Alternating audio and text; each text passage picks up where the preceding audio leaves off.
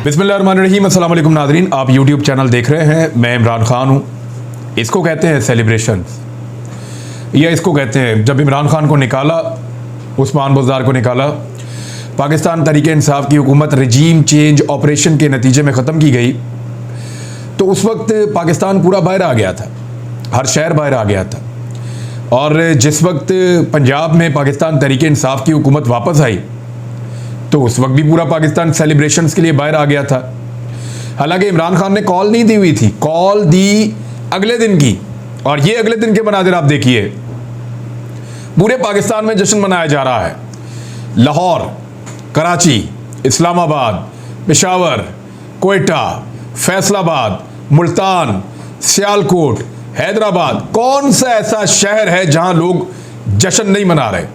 इस्लामाबाद में, रावलपिंडी में, हर जगह पे, खास तौर पे जहां पे लोटों को शिकस्त हुई है वहां पे लोग जश्न मना रहे हैं।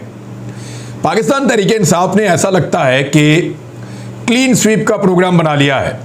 यानी खैबर पख्तूनख्वा में मौलाना फजल रहमान साहब की दाल गल रही थी, उनकी हांडी बीच चौराहे फूट गई है और उनकी अपने कामों की वजह से ऐसा हुआ है, करतूतों की वजह से आप कह लें कि एक रजीम चेंज ऑपरेशन के नतीजे में ताकतवर हलकों के साथ मिलकर, करप्ट सियासतदानों को साथ मिलाकर, बैरूनी मुदाखलत को शामिल करके एक हुकूमत को गिरा दिया। और उस हुकूमत पे इल्ज़ाम क्या था? कोई भी नहीं, ना करप्शन का, ना कोई दो नंबरी का, ना गद्दारी का, ना मुल्क को बेचने का, ना मुल्क के मफाद के खिलाफ जाने का, ऐसा कोई एलिगेशन नहीं था। और जब अपना रजीम चेंज करके हुकूमत बनाई तो जो आदादो शुमार दिए उसमें बताया कि पिछली हुकूमत पाकिस्तान की तारीख में बेहतरीन काम कर रही थी, शानदार काम किया इमरान खान साहब की हुकूमत ने। ये हमें शहबाज शरीफ साहब की हुकूमत ने बताया। और फिर उन्होंने रजीम चेंज ऑपरेशन किया, वहां एएनपी का और फजल रहमान का और नून लीग का खैबर पख्तूनख्वा के अंदर पट्टा बिठा दिया पकड़ के। सिंध में एमक्यूएम का बेड़ा गर्क कर दिया, पाकिस्तान पीपल्स पार्टी को स्क्वीज करके रख दिया है। शहरी इलाकों में पीपल्स पार्टी जो है वो मुंह छुपाती फिर रही है। और पंजाब के अंदर जो पीएमएलएन का गढ़ था, जो कहा जाता था कि पूरा पंजाब एक दौर में पीएमएलएन का गढ़ था, फिर पाकिस्तान तहरीक इंसाफ आई तो मुकाबले की जमात बनी और आहिस्ता आहिस्ता सेंट्रल पंजाब में पीएमएलएन रह गई थी। अब सेंट्रल पंजाब में झाड़ू फेर दिया पाकिस्तान तहरीक इंसाफ ने। और हमजा शहबाज जब वजीर आला पंजाब बने तो उनके साथ इज़हार यकजहती के लिए उन्होंने प्लान किया सबने मिलकर, और एक शहर के एक चौक के अंदर उन्होंने लोगों को इकट्ठा करना था। अल्लाह रखा पेप्सी बड़ा प्यारा दोस्त है, बड़ा अच्छा इंसान है, अल्लाह रखा पेप्सी पानीपुरी है। वो शादियों में, मुख्तलिफ तकारीब में लोगों को एंटरटेन करते हैं। उनको खास तौर पे बुलवाया गया और उन्होंने पूरा जोर लगाया। इसके बावजूद जो हुआ आपने देख लिया लिबर्टी चौक के अंदर, बेड़ा गर्क हो गया। पीएमएलएन ऐसा लगता है कि दफन होगी उस दिन लिबर्टी चौक के अंदर। और खुद पीएमएलएन ने अपनी पॉलिसियों के साथ ये किया है, जो इन्होंने एक तो रजीम चेंज ऑपरेशन किया और कहा कि लोगों को रिलीफ देंगे। और जब हुकूमत में आए तो महंगाई 3 गुना बढ़ गई, 3 गुना, 11% से लेकर 35% तक महंगाई पहुंचा दी इन्होंने। डॉलर की कीमत जितनी इमरान ने 4 साल में बढ़ाई, 4 महीने से पहले शहबाज शरीफ ने उससे ज्यादा बढ़ा दी है। यह किया इन्होंने पाकिस्तान के साथ। पेट्रोलियम मसनूआत की कीमतें इमरान खान ने जितनी बढ़ाई 4 साल में, उससे दुगनी से ज्यादा बढ़ा दी 4 महीने से पहले शहबाज शरीफ ने। यह किया पाकिस्तान के साथ। गैस की कीमतें जो है वो 50%। और लोगों के लिए यह मेयार था, हर चीज की बर्बादी। और अपने लिए क्या मेयार था? NRO2, नैब खत्म, FIA खत्म, केसेस खत्म, जान छुड़वाने के लिए तमाम कवानीन तब्दील, ECL से नाम निकाल दिए। सुप्रीम कोर्ट में केस चल रहा है और अब दबाव डालने के लिए सुप्रीम कोर्ट पे वजीर आजम समेत सबने चढ़ाई की हुई है। आज कौमी असेंबली में खड़े होकर क्या कह रहे हैं शहबाज शरीफ? अदलिया का दोहरा मेयार नहीं होना चाहिए, इंसाफ के बगैर मुल्क आगे नहीं चल सकता। यही तो मैं कह रहा हूं कि एक आदमी 50 रुपए के स्टाम्प पेपर के ऊपर 2.5 साल से बाहर जाकर बैठा हुआ है। एक औरत अपने वालिद की अयादत के लिए बाहर निकली है सजा याफ्ता, और वो निकलकर पूरे पाकिस्तान में सियासत कर रही है। ये क्या मेयार है अदलिया का? ये दोहरा मेयार है अदलिया का। बाकी कहते क्यों अंदर है? बकरी चोर क्यों अंदर है? आटा चोरी करने वाला क्यों अंदर है? छोटा मोटा चोर क्यों अंदर है? और जिनको सजाएं हो गई, जो मुजरिम डिक्लेयर दे दी गए, वो एक पाकिस्तान से बाहर है, एक पूरे पाकिस्तान के अंदर चक्कर लगा रही हैं।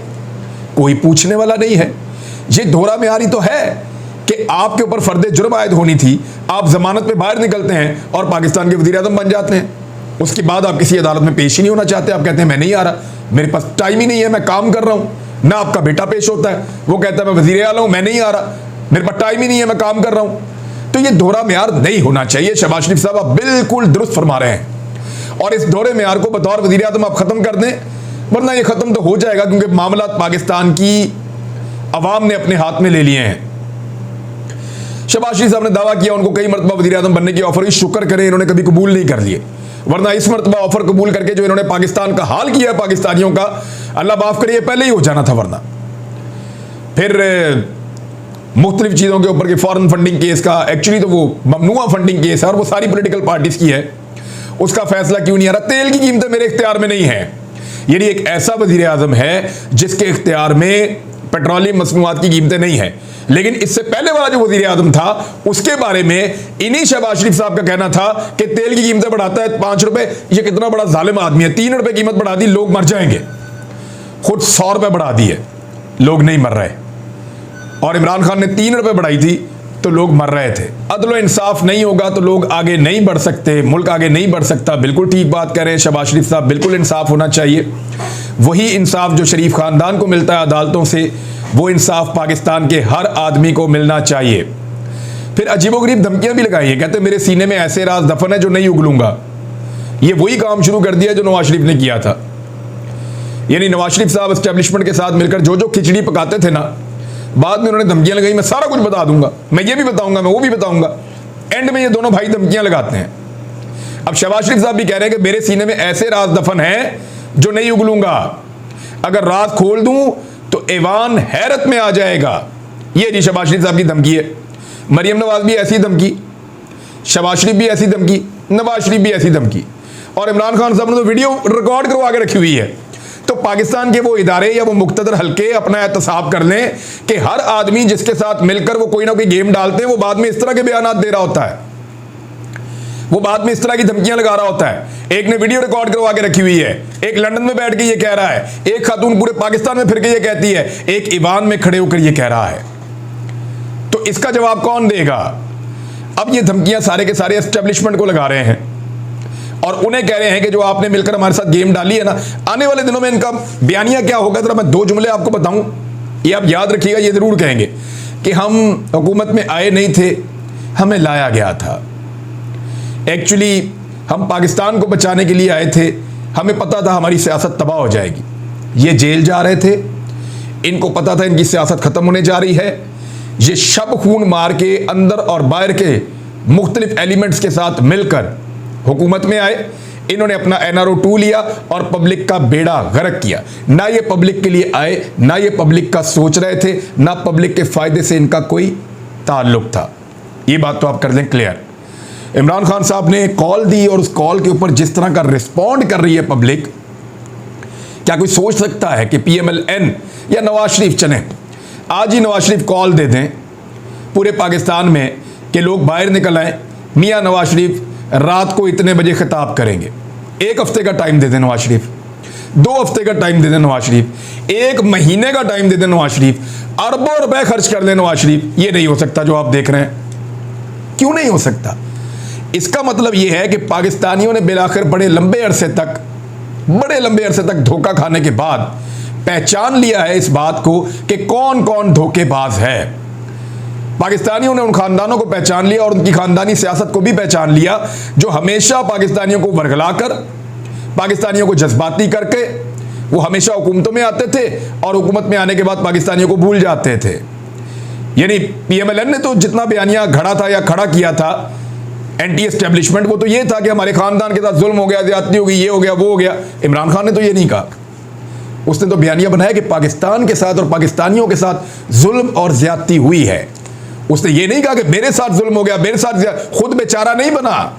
उसने कहा मुल्क के साथ, पाकिस्तानियों के साथ ये हुआ है। लिहाजा बयानिए का जमीन आसमान का फर्क है। कुछ लोग इसको मिक्स करने की कोशिश कर रहे हैं। अब गवर्नर राज की धमकियां लग रही हैं। क्या गवर्नर राज लग सकता है?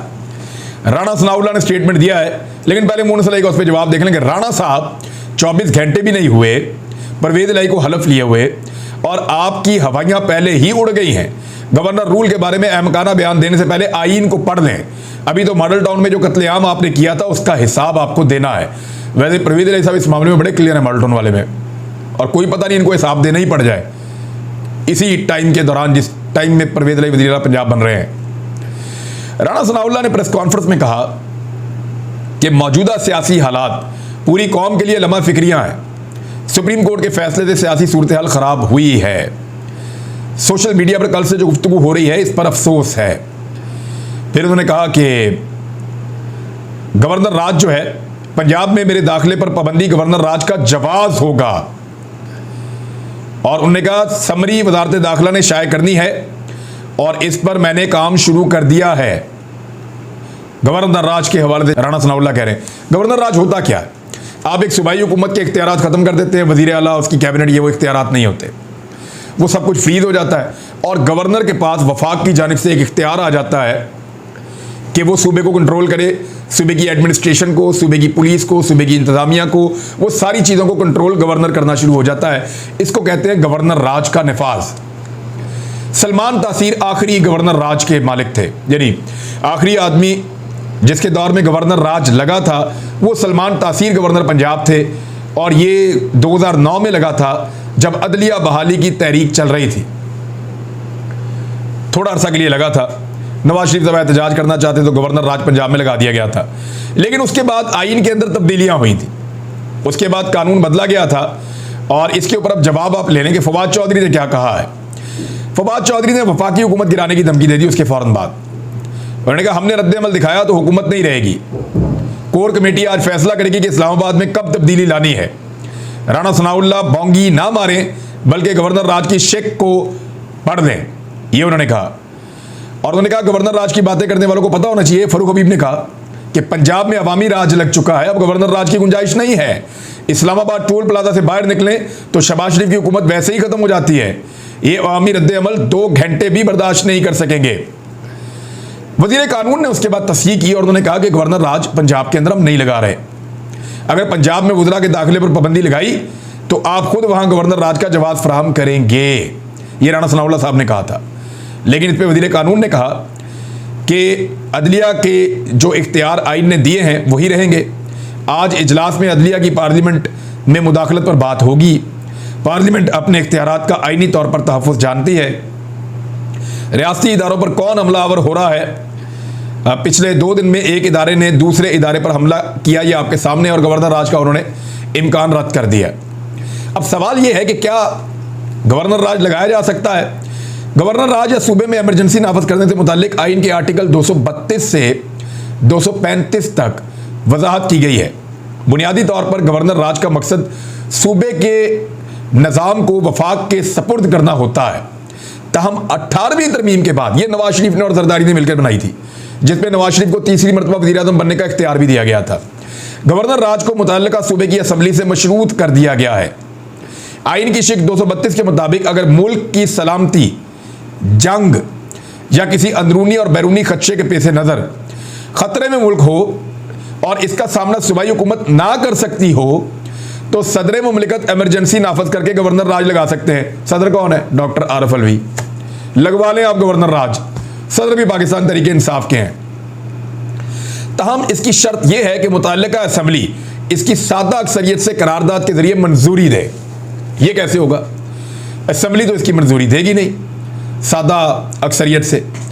अब यह 18वीं तरमीम में इन्होंने यह कर दिया है कि सूबाई असम्बली पंजाब की 186 मेंबर कम से कम कहें, हमजा के पास तो 178 रह गए हैं, 186 मेंबर्स कम से कम कहें कि गवर्नर राज लगाइए, तो फिर उस मंजूरी के बाद गवर्नर राज लगेगा, वरना नहीं लगेगा। और उसके बाद कौमी असम्बली और सेनेट दोनों से मंजूरी हासिल करना भी ज़रूरी है। हंगामी हालत के नफाज के लिए सूबाई असम्बली की करारदाद सदर को भेजी जाएगी। अगर सदर खुद हंगामी हालत नाफिज करता है तो पार्लिमान के दोनों ऐवानों के सामने तौसीक के लिए पेश करने का पाबंद होगा। नंबर 2 क्या है? वफाक सूबे में अमन व अमान की सूरत हाल, सूबाई हुकूमत आइन के मुताबिक निज़ाम हुकूमत चलाने में नाकामी या माशी इमरजेंसी को जवाब बनाकर गवर्नर राज लगाने का इख्तियार है।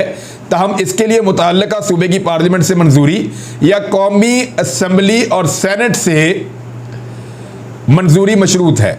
ये तो नहीं हो सकता, फिर इतना आसान नहीं होगा गवर्नर राज लगाना। जैसे 2009 में जरदारी साहब ने लगा दिया था पंजाब के अंदर नवाज शरीफ के खिलाफ, अब ऐसा नहीं लगता। आईनी माहिरीन का ये कहना है, ख़ास तौर पे मैं साबिक अटॉर्नी जनरल अनवर मंसूर खान साहब की बात करता हूँ।